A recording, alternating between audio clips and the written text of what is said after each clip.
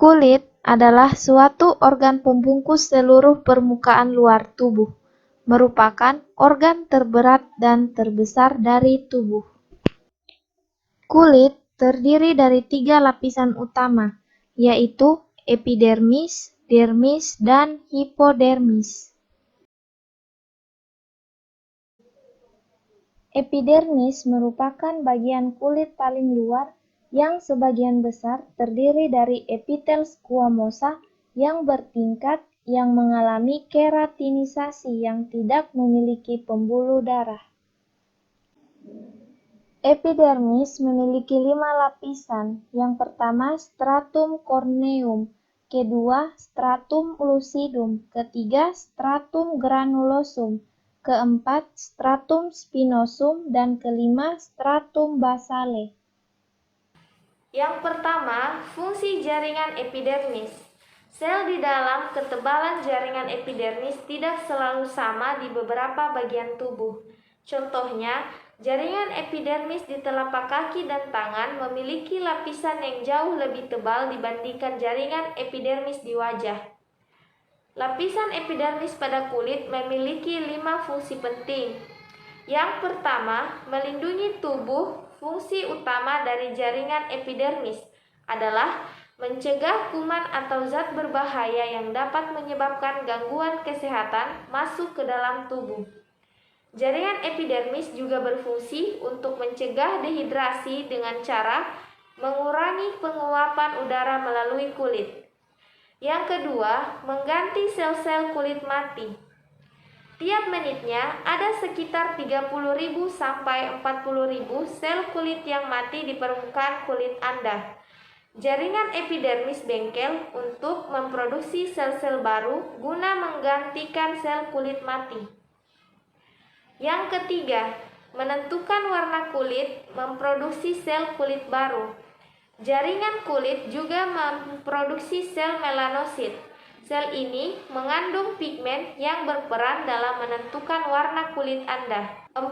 Menangkal efek paparan sinar matahari. Sel melanosit tak hanya berperan terhadap warna kulit. Sel ini juga bermanfaat untuk melindungi tubuh dari paparan sinar matahari yang berlebihan.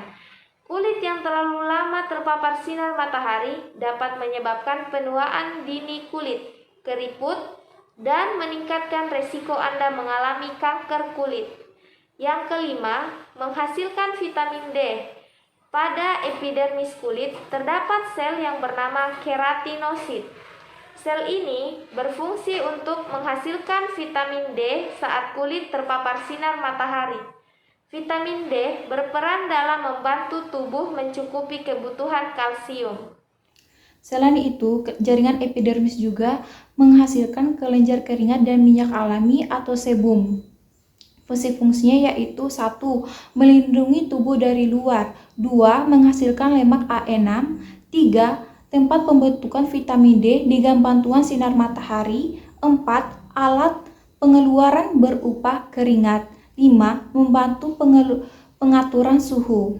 Kemudian, fungsi dengan adanya reseptor atau penerima rangsangan pada kulit, maka fungsi kulit ini sangat penting dalam sistem koordinasi, yang dimana sistem koordinasi kulit akan bekerja dengan sistem saraf kulit sebagai sensor organ yang berperan untuk menerima informasi dari lingkungan luar maupun dalam tubuh yang kemudian dihantarkan ke sistem saraf pusat.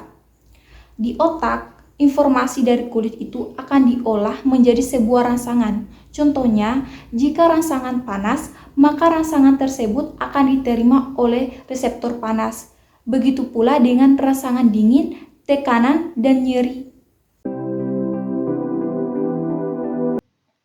Lapisan dermis memiliki 7 struktur yang tertera pada gambar.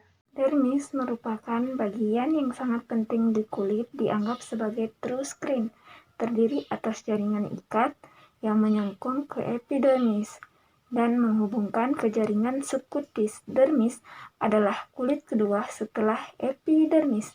Dermis berfungsi sebagai pelindung dalam tubuh.